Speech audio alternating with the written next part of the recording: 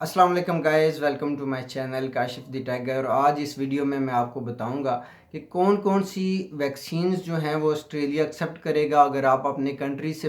Australia के अंदर travel करेंगे एज ए इंटरनेशनल स्टूडेंट, तो वहाँ पे आपको कौन सी जो है अपने कंट्री के अंदर वैक्सीन लगवानी चाहिए। और उसके अलावा बात करेंगे कि जो एक सिंगापुर के साथ ट्रैवल बबल प्लान होने जा रहा है उसके बारे में क्या अपडेट है, क्या चीज़ें जो है वो स्कॉट मॉरिसन ने कही हैं जब वो सिंगापुर गए थे। तो सबसे पहले मैं आपको बता दूं कि जो वैक्सीन है जो टीजीए ने अप्रूव की हुई है और जो ऑस्ट्रेलिया के अंदर वो वैक्सीनेशन लगाई जा रही है वही रिकमेंडेड है कि दूसरे भी जो कंट्रीज से इंटरनेशनल स्टूडेंट्स वहाँ पे जाएंगे वो भी वही लगवा कर आएँ तो वो रिकमेंडेड होगी। तो ऑस्ट्रेलिया के अंदर मैं जैसे कि आपको पहले बताता रहता हूँ कि एस्ट्राजेनेका और फाइज़र जो है ये दोनों यूज़ हो रही हैं, वैक्सीनेशन लगाई जा रही हैं वैक्सीन। तो यही मैं रिकमेंड करूँगा और यही ऑस्ट्रेलिया की जो वेबसाइट है उसके ऊपर भी यही रिकमेंडेशंस दी गई हैं एस्ट्राजेनेका और फाइज़र के बारे में कि ये जो इंटरनेशनल स्टूडेंट्स हैं या जो भी ट्रैवलर्स हैं जो ट्रैवल करेंगे ऑस्ट्रेलिया के अंदर वो ये वैक्सीन लगवा कर आएँ। तो अगर आप अपने कंट्री से ट्रैवल करने जा रहे हैं या जब भी आपने विद इन नेक्स्ट 6 मंथ्स या जब भी आपने ट्रैवल करना है तो रिकमेंडेड ये है कि आप इन दोनों वैक्सीन में से कोई ना कोई वैक्सीन लगाएं। अब इशू ये है कि हमारे एशिया के रीजन में मोस्टली जो है वो चाइना की या लोकली प्रोड्यूस्ड जो है वो वैक्सीन लगाई जा रही हैं। जैसे पाकिस्तान की अगर बात करें तो पाकिस्तान के अंदर साइनोवैक, साइनोफार्म और इस तरह की वैक्सीन जो है वो लगाई जा रही हैं। लेकिन एस्ट्राजेनेका और फाइज़र भी अवेलेबल थी लेकिन वो शॉर्टेज हुई हुई है। तो इसके लिए मैं आपको ये रिकमेंड करूँगा कि जब भी आप वैक्सीन सेंटर जाते हैं तो आपको वहाँ पे प्रूव करना होता है कि आप ओवरसीज़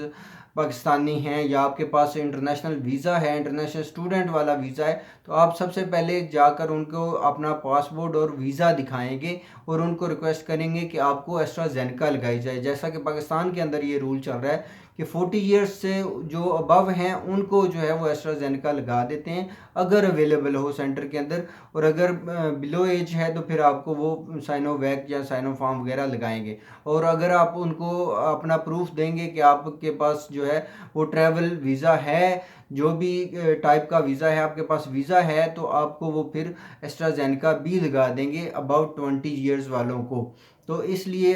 चूँकि पाकिस्तान के अंदर 19 ईयर से लेकर अबव वालों को सबको लगा रहे हैं तो आप भी ये अपना वीज़ा शो करके वहाँ से अपना एस्ट्राजेनेका वगैरह लगवा सकते हैं। और अगर इन केस उस सेंटर में नहीं अवेलेबल होती तो मल्टीपल सेंटर्स जो है वो आप चेक कर लें। और इवन अपनी गवर्नमेंट को रिक्वेस्ट भी कर सकते हैं आपके हमारे लिए इंटरनेशनल स्टूडेंट्स के लिए जो है वो कोई ना कोई इस तरह का बंदोबस्त किया जाए जिसके अंदर हमारे लिए जो ट्रैवलर्स हैं, जो फॉरेनर्स हैं, जो ओवरसीज़ हैं, उनके लिए कोई ना कोई इस तरह का वे आउट होना चाहिए कि उनके लिए एस्ट्राजेनेका या वो वाली वैक्सीन्स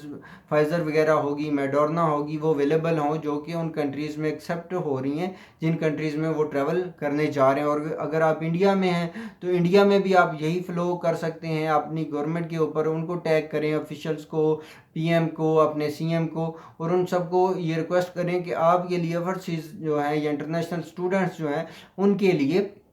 वो इस तरह का वे आउट निकालें कि उनके लिए अवेलेबिलिटी हो, जब वो अपना वीज़ा शो करें तो उनको वो वाली वैक्सीन लगा दी जाए। और दूसरी बात यह है कि अगर आपको किसी को पता है कि कोई प्राइवेट सेक्टर कहीं पे वैक्सीनेशन ये कर रहा है, एस्ट्राजेनेका या फाइज़र या मेडोर्ना, इन में तीनों में से कोई भी वैक्सीन जो है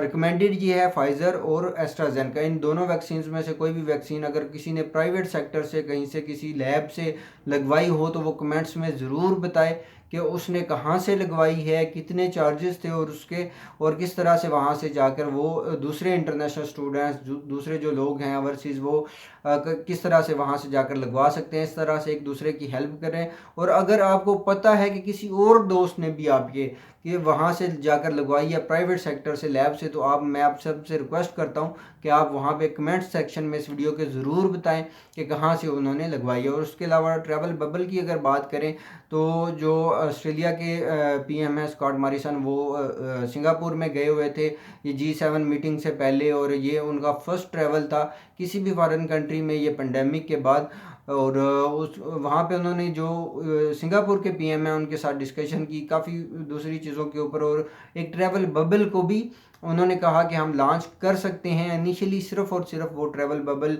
बिटवीन सिंगापुर एंड ऑस्ट्रेलिया होगा कि सिंगापुर के जो इंटरनेशनल स्टूडेंट हैं वो वहाँ पर जाके स्टडी कर सकेंगे ऑस्ट्रेलिया में। लेकिन अगर ये फ़्लो बनता है तो ये काफ़ी हेल्पफुल हो सकता है बाकी सारे इंटरनेशनल स्टूडेंट्स के लिए भी। जैसे कि न्यूजीलैंड के साथ ट्रैवल बबल बना था तो मैंने सुना कि काफ़ी स्टूडेंट्स भी थ्रू न्यूजीलैंड ऑस्ट्रेलिया में ट्रैवल किए थे, और उसके बाद उन्होंने ये स्ट्रिक्ट नोटिफिकेशन लिया कि वहाँ पे से इस तरह से इंटरनेशनल स्टूडेंट्स या दूसरे जो कंट्रीज़ के लोग हैं वो नहीं आ सकते। लेकिन उसको एक क्वारंटीन सेंटर भी बना सकते हैं, क्वारंटीन हब भी बनाया जा सकता है सिंगापुर या दूसरे कंट्रीज़ को। तो इसलिए एक पॉजिटिव जो है वो न्यूज़ आ सकती है। अभी एनएसडब्ल्यू का जो एक पायलट प्रोग्राम अनाउंस हुआ है उसके ऊपर फाइनल डिसीजन आने वाला है फेडरल गवर्नमेंट का, और बाकी सिडनी का और काफ़ी दूसरे साउथ ऑस्ट्रेलिया का भी, और बाकी सारी स्टेट्स के भी 5-6 स्टेट्स के प्लान सबमिट हुए हैं फेडरल गवर्नमेंट के पास। और आई होप कि उनका कोई पॉजिटिव रिस्पांस आए फेडरल गवर्नमेंट की तरफ से, और वो इंटरनेशनल स्टूडेंट्स को स्टेट्स जो है वो वापस अपने अपने स्टेट्स में लेकर जा सकें, और इस तरह से ये फ़्लो एटलीस्ट स्टार्ट हो आफ्टर जुलाई, और उसके बाद जो है वो ये चीज़ें ग्रेजुअली जो है वो बेहतर होती जाएंगी। आई होप कि वीडियो आपके लिए इन्फॉर्मेटिव रही होगी। मज़ीद इन्फॉर्मेटिव वीडियोस के लिए और लेटेस्ट अपडेट्स के लिए मेरे चैनल को सब्सक्राइब कीजिए, और इस वीडियो को लाइक कीजिए, और कमेंट में बताना ना भूलिएगा अगर आपने कहीं से भी एस्ट्राजेनेका या फाइज़र लगवाई है प्राइवेट सेक्टर से, और अगर या आप जानते हैं किसी को तो यहाँ पर आप ज़रूर शेयर करें। इंशाल्लाह फिर मिलेंगे। टिल नेक्स्ट टाइम, खुदा हाफिज़।